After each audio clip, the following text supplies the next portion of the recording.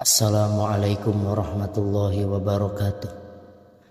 Pada kesempatan video kali ini kita akan menceritakan kisah yang penuh inspiratif daripada sahabat baginda Nabi besar Muhammad sallallahu alaihi wasallam.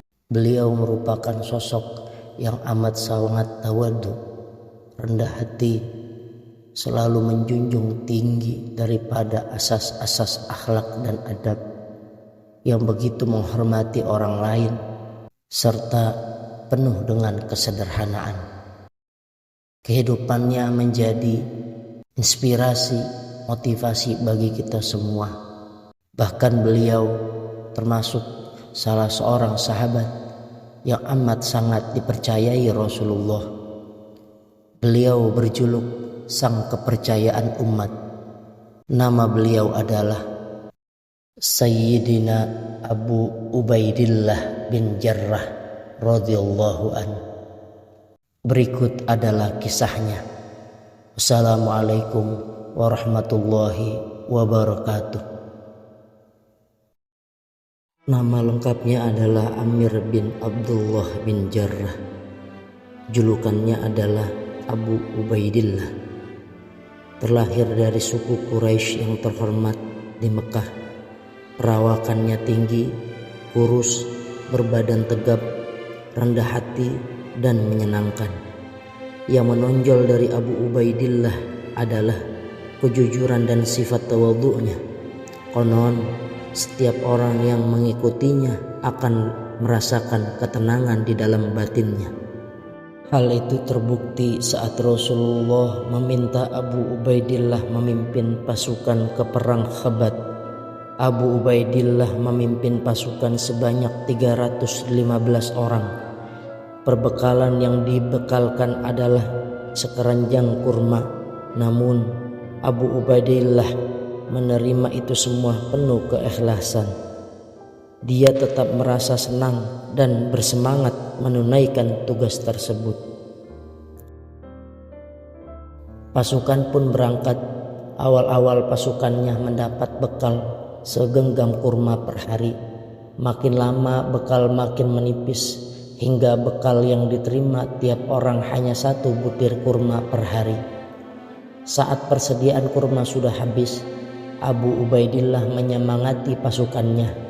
Dia meminta pasukannya mencari daun khabat, ditumbuk dan diminum airnya. Dalam kondisi seperti itu pun Abu Ubaidah tetap menjalankan tugas. Semangat itu terus ia tularkan pada pasukannya. Semangat itu terus ia tularkan pada pasukannya secara terus-menerus hingga mereka fokus pada tugas yang sedang diemban. Tak ada satupun prajurit yang ingin berhenti karena mereka merasa yakin dan tenang bersama pemimpin sekelas Abu Ubaidillah. Pada suatu hari datang sekelompok kaum Nasrani Najran menghadap Rasulullah. "Wahai Abul Qasim," ujar pemimpin kelompok, "kirimkanlah kepada kami seseorang yang bisa menyelesaikan permasalahan dalam kaum kami.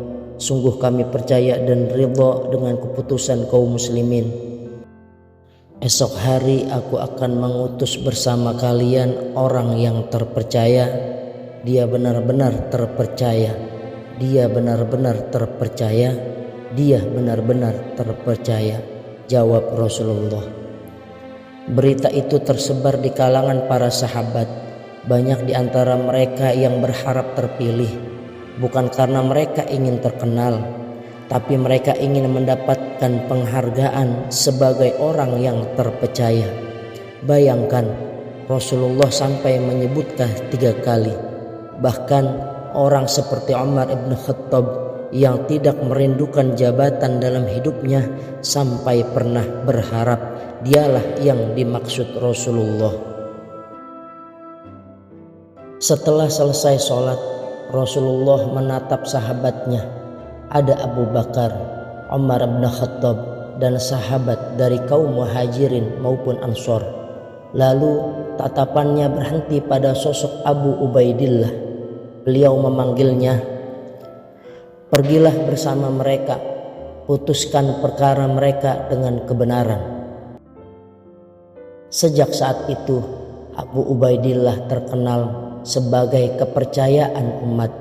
Hal itu diperjelas oleh Rasulullah dengan sabdanya, setiap umat memiliki orang kepercayaan, dan kepercayaan umat ini adalah Abu Ubaidillah bin Jarrah.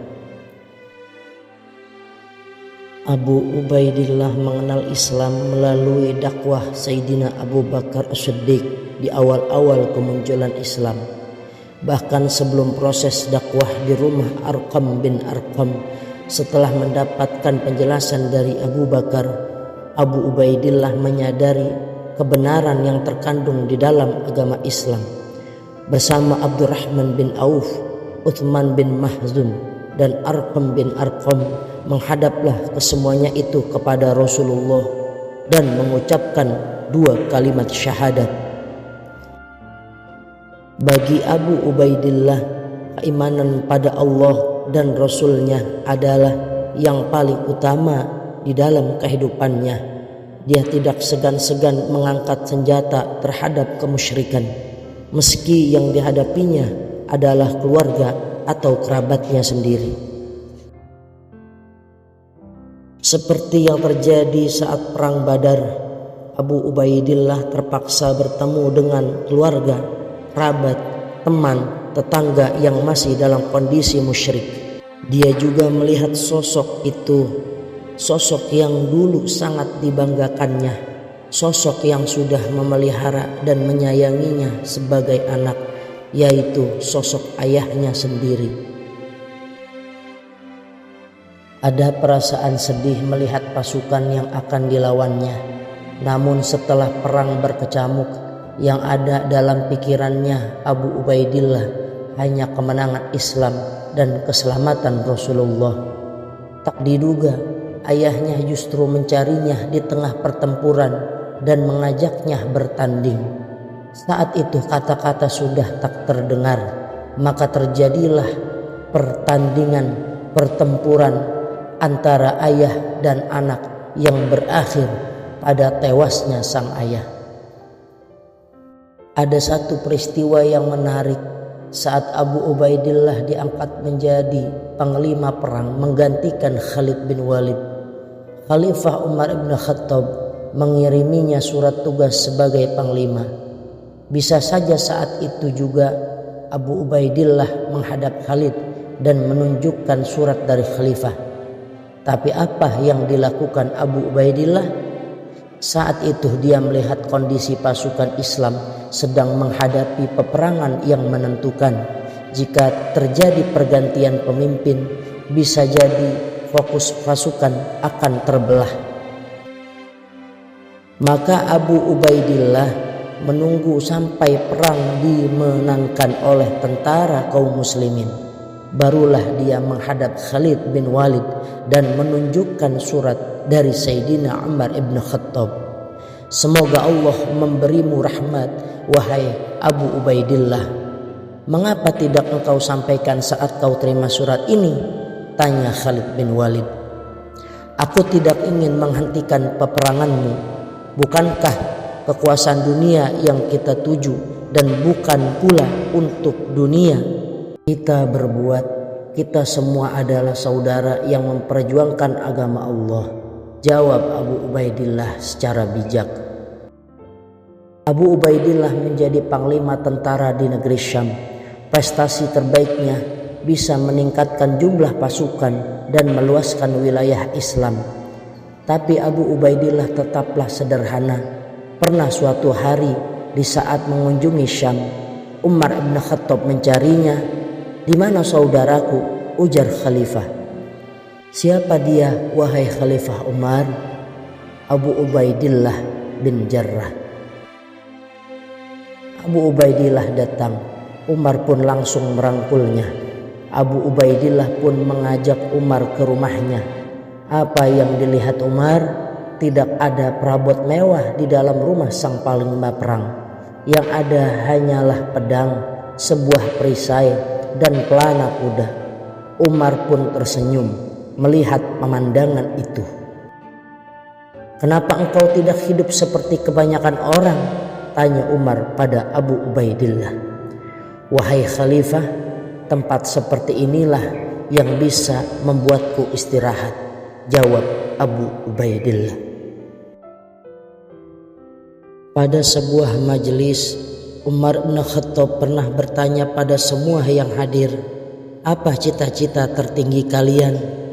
"Wahai Khalifah, seandainya ruangan ini dipenuhi uang, emas, aku akan menginfakkan semuanya di jalan Allah." Jawaban itu ternyata tidak memuaskan Khalifah Umar, hingga dia pun mengulangi pertanyaan yang sama. "Wahai Khalifah, jika tempat ini dipenuhi emas dan permata, aku akan menginfakkan semua di jalan Allah." Lagi-lagi bukan itu jawaban yang diinginkan Umar. "Lalu apakah yang engkau inginkan Khalifah?" tanya orang-orang penuh rasa ingin tahu. "Seandainya aku bercita-cita, maka aku berharap ruangan ini dipenuhi laki-laki seperti Abu Ubaidillah bin Jarrah," jawab Khalifah Umar dengan tegas. Suatu hari saat Khalifah Umar sedang menyelesaikan masalah umat, sebuah kabar datang dari Jordan. Utusan itu membawa berita kematian Abu Ubaidillah bin Jarrah. Umar bin Khattab langsung menangis pada saat itu. "Semoga rahmat Allah terlimpah bagimu, wahai saudaraku," ujar Sayyidina Umar sebagai tanda perpisahan. Umar radhiyallahu anhu pun mengulang kata-kata yang menunjukkan keinginan terbesarnya, "Maka aku berharap ruangan ini penuh laki-laki seperti Abu Ubaidillah bin Jarrah."